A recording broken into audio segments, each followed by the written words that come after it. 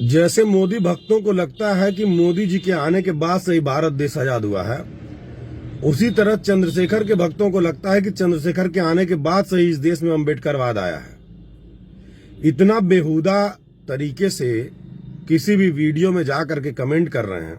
गोरखपुर के दंगाइयों को फांसी दो, फांसी दो। भीम आर्मी संघर्ष करो, हम तुम्हारे साथ हैं। भीम आर्मी संघर्ष करो, हम तुम्हारे साथ हैं। जस्टिस कर्नल संघर्ष करो, हम तुम्हारे साथ हैं।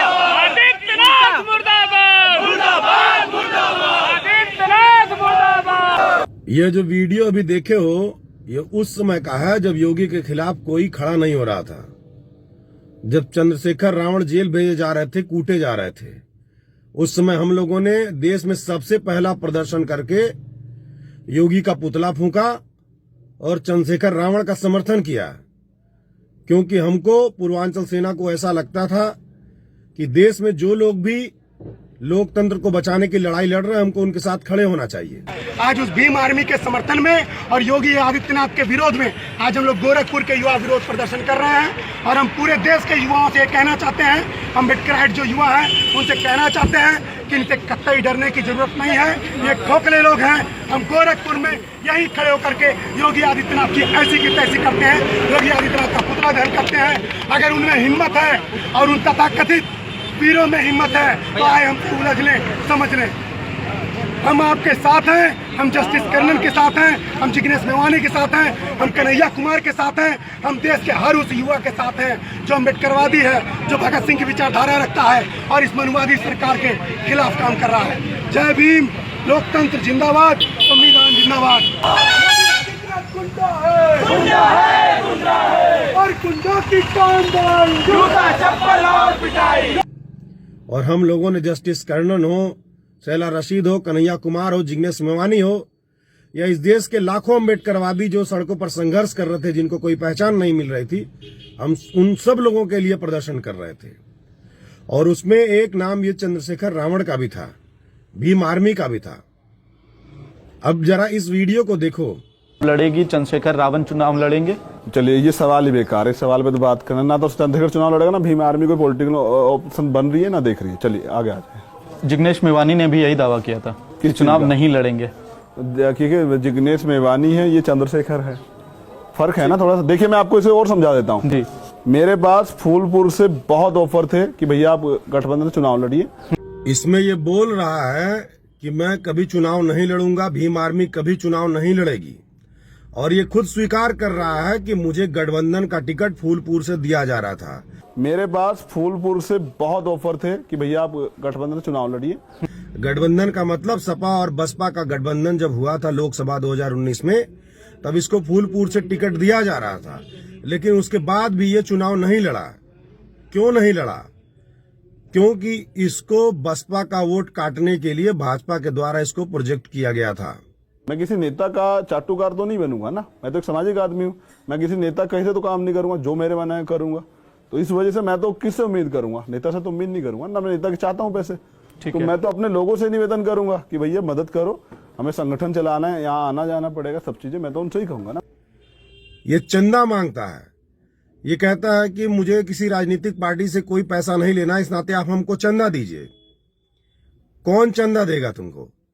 सारे बसपा के लोग ही ना चंदा दे रहे हैं। ये जितने भी लोग लड़के तुम्हारे साथ घूम रहे हैं, ये अम्बेडकरवादी कैसे बने हैं? बसपा शासन में गांव-गांव में जो अम्बेडकर पार्क की जमीनें छोड़ी गई हैं और उन अम्बेडकर पार्कों में जो भगवान बुद्ध और अम्बेडकर की प्रतिमाएं लगी हैं, उन्हीं को देख करके ये लोग अम्बेडकरवादी बने हैं। ये जो चंद्रशेखर तुमको चंदा मिल रहा है, ये कौन लोग चंदा दे रहे हैं? ये वही लोग चंदा दे रहे हैं जिनको बसपा शासन में नौकरियां मिली थी, और उन्होंने इस उम्मीद से तुमको चंदा दिया था कि तुम समाज का काम करोगे। अब क्या रोल रहेगा भीम आर्मी? मैं आपको स्पष्ट कर दूं, क्योंकि भीम आर्मी को राजनीति नहीं करनी है, तो इसलिए ये बहुजन समाज के लोगों की मजबूत उनको नेतृत्व देने की। देखिए, हम सभी दलित सामाजिक जातियों को जोड़ेंगे, उनको उनमें नेतृत्व देंगे, उनको कि उनका उनकी समाज की बात हो सके, उनके विकास हो सके। चुनाव लड़के में एक कॉन्स्टिट्यूशन क्यों समाप्त हो जाऊं? ठीक है, तुम्हारे चुनाव लड़ने में कोई दिक्कत नहीं है, लेकिन तुम उन्हीं सीटों से चुनाव लड़ रहे हो जहां बसपा का बहुमत है।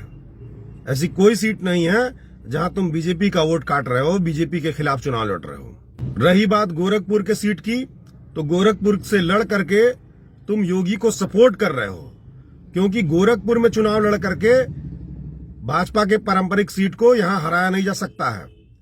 यहां भाजपा को हराने के लिए 2017 के उपचुनाव के तरह सबको इकट्ठा होकर के वोट करना पड़ेगा, और तुम यहां आकर के सबका वोट काट रहे हो। यहां भी तुम भाजपा का समर्थन कर रहे हो। मैं ये वीडियो इसलिए बना रहा हूं क्योंकि पिछले 10 सालों से हमारा समाज मार खा रहा है, उसकी जमीनें कब्जा हो रही हैं, उसकी इज्जत तार तार हो रही है, और पिछले 10 सालों के शासन में हमारा समाज 15 साल पीछे चला गया है, और अगली 5 साल हमारी सरकार नहीं आएगी तो हमारा समाज 25 साल पीछे चला जाएगा।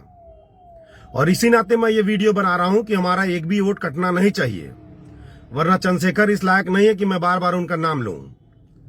क्योंकि जिस समय चंद्रशेखर एबीवीपी में जय श्री राम का नारा लगा करके घूम रहे थे, तिलक लगा करके, उस समय हम लोग समाज के लिए संघर्ष करके जेल काट रहे थे।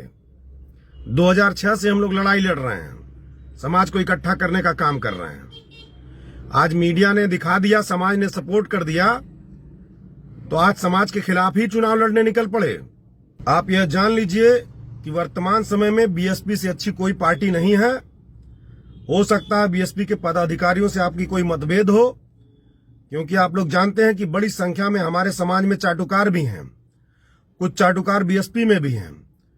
तो उनको मत देखिए, आप बहन जी को देखिए, बहन जी के कामों को देखिए, बहन जी ने जो हमारे समाज के लिए किया है उन कामों को देखिए, बहन जी ने जो सर्व समाज के लिए किया है उन कामों को देखिए, और तुलना कर लीजिए बहन जी के जितना कोई काम नहीं किया है। और अभी इस समय उत्तर प्रदेश को नहीं, पूरे देश को बहन जी की नेतृत्व की जरूरत है। तो आप लोगों से अपील है कि एक भी वोट बंटने न पाए, एक भी वोट कटने न पाए, पूरा प्रयास करिए।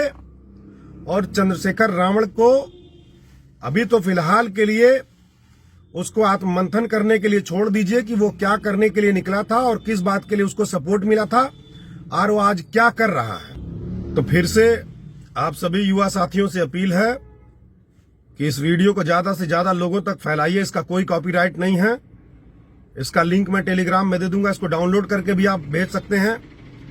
और ये जो चंद्रशेखर का इंटरव्यू है, एक यूट्यूब चैनल है द नीडर आवाज, आप उस पर जाकर के पूरा इंटरव्यू भी देख सकते हैं कि किस तरीके से इन्होंने समाज को धोखे में रख करके पहले समाज का सपोर्ट लिया और अब समाज के खिलाफ ही काम कर रहे हैं। आप लोगों से मैं अपील करता हूं कि बीएसपी के लिए वोट करिए, एक एक वोट को बचाइए, वोट कटने से बचाइए। आप लोग मेरे साथ इतनी देर तक बने रहें, आप सभी लोगों को बहुत बहुत धन्यवाद।